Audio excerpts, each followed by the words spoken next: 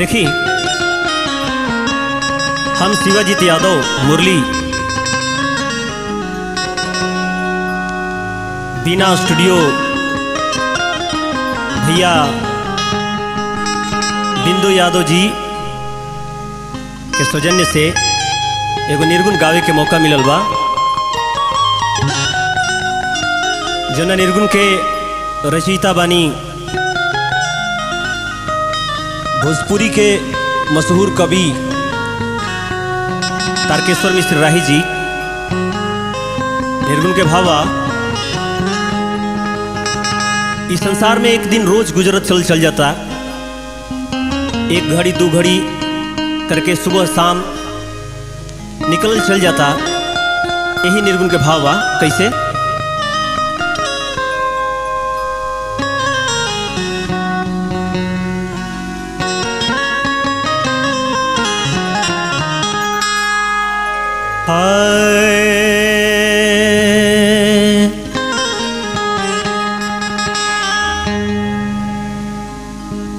बीतल जाए सुबह दोपहरिया है,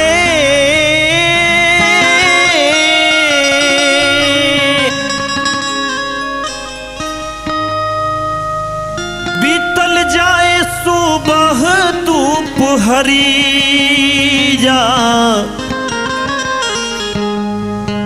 ठरकत जाले शाम बटोहिया,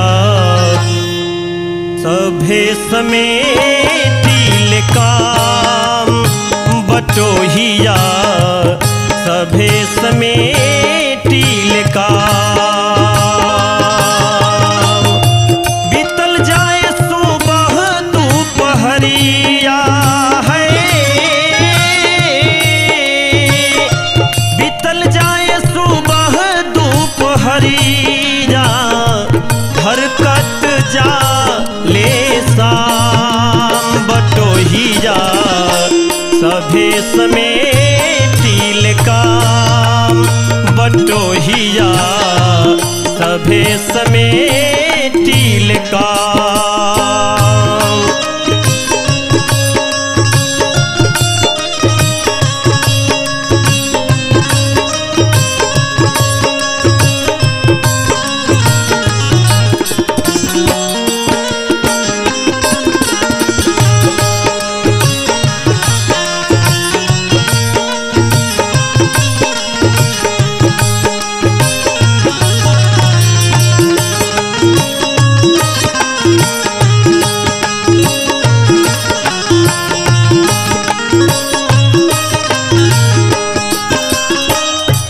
चलल न जाता पाँव पीराता, बहुते माथ पर बोझा है,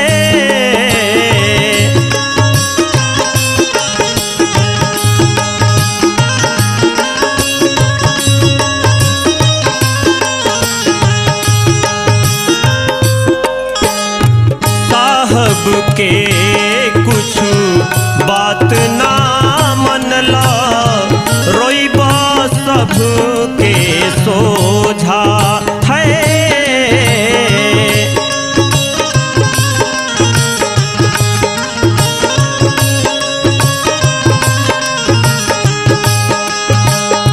चलल न जाता पाँव पीराता, बहुते माथ पर बोझा,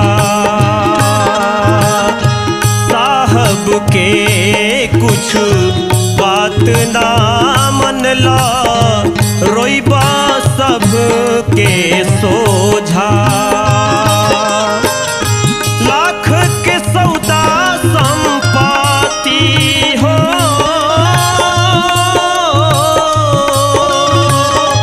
लाख के सौदा संपत्ति, सब दे दिहला बेदाम बटोहिया, सभे समेटिल काम बटोहिया, सभे समेटिल काम।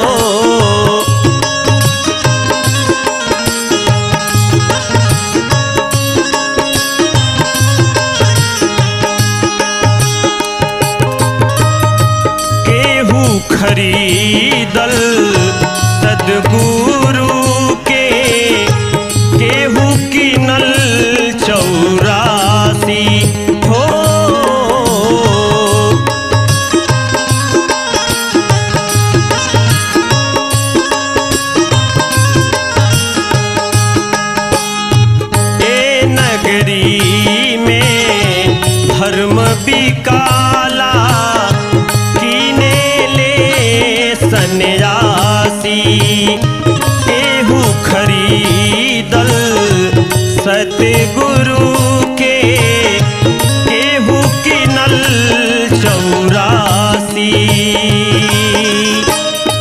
बाटे विचार तो राज खरीद बाटे विचार तो राज खरीद मति तू बना गुलाम बटोहिया सभे समेटिल काम बटोहिया सभे समेटिल काम।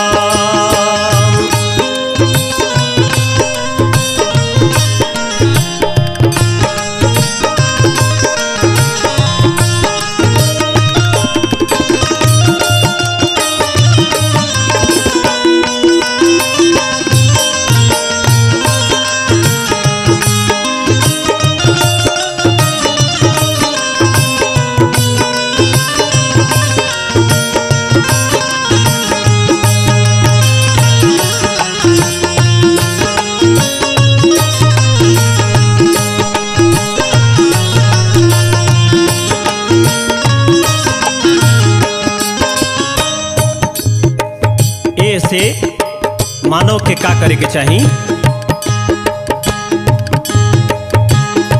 10, 6, 5 के बस में राख एकरा ऊपर ज्ञान हो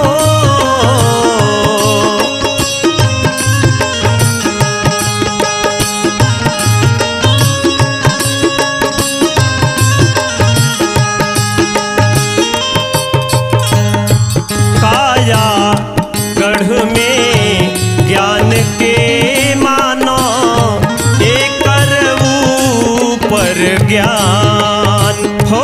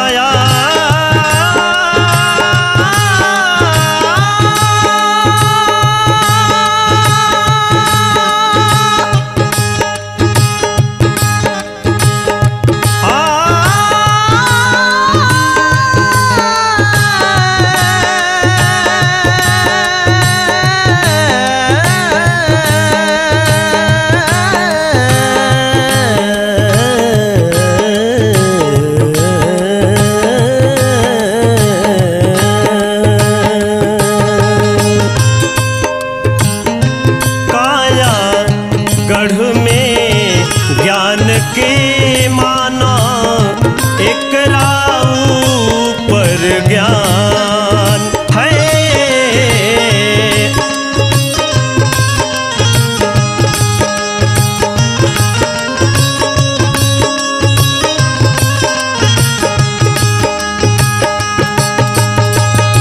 10, 6, 5 के बस में राखो एकर ऊपर ज्ञान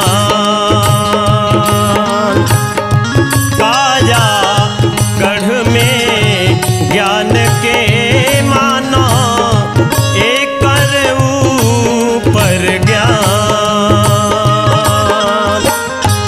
राही तन के जाम के कीमत राही तन के जाम के कीमत मिले न एक छदाम बटोहिया सभे समेटिल काम बटोहिया सभे समेटिल काम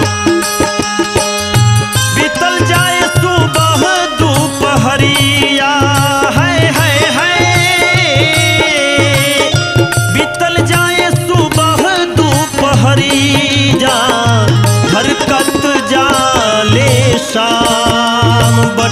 बटोहिया सभे समेटिल काम, बटोहिया सभे समेटिल काम, सभे समेटिल काम, बटोहिया सभे समेटिल